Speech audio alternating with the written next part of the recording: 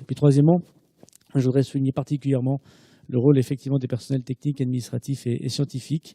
C'est un point très important et nous souhaitons qu'il soit davantage mis en avant encore. D'abord parce que nous proposons aux directeurs généraux, pour récupérer encore plus de force, de faire de la substitution, de mettre du personnel administratif qui doit être formé pour ça, pour faire les accueils, pour accompagner ce travail. Et ça, c'est un point important. Ils doivent être pleinement dans la communauté de la sécurité, comme on dit aujourd'hui.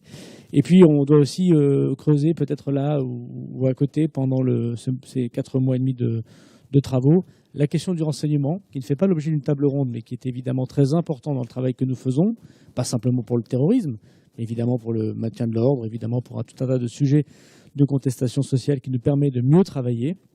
On n'a pas voulu le faire comme une table ronde, mais on proposera aux intervenants, Monsieur le Premier ministre, une réflexion sur ce point. Puis vous l'avez dit vous-même, je ne redirai pas le propos, sur les autres acteurs de la sécurité privée bien sûr, mais bien sûr les maires, avec les polices municipales et la compétence qu'ils ont aujourd'hui, compétence unique de vidéoprotection. C'est un point important qu'il faudrait également voir dans sans doute un sujet à part. Voilà. Monsieur le Premier ministre, merci de votre présence. Je sais que les élus vont vous dire quelques mots. Je ne sais pas si vous avez encore le temps de les entendre, mais je vous remercie de leur présence. Merci à vous.